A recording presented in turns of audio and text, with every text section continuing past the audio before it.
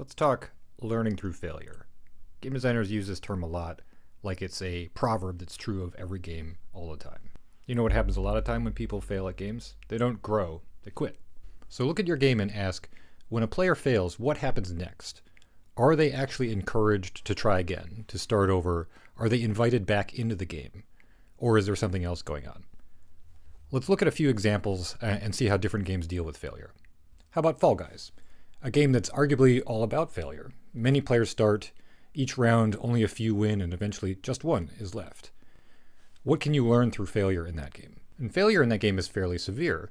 Every time you fail, you're set back to an earlier part of the level, and your resources to succeed are fewer. You have further to go, you have obstacles that you have to repeat potentially that are challenging, and probably other players have passed you and are now closer to the goal or have already finished themselves.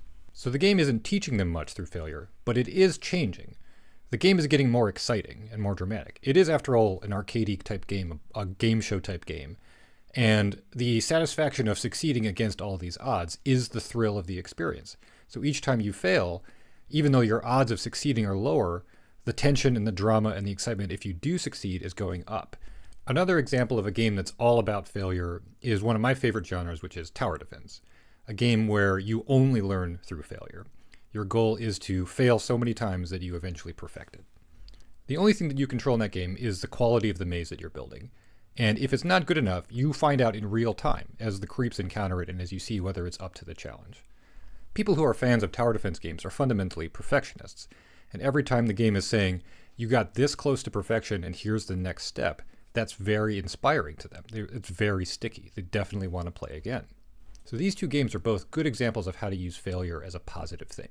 In one, the game gets more exciting, and so players want to see what's going to happen.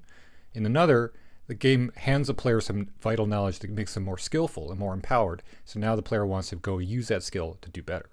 These games are getting better at their failure point.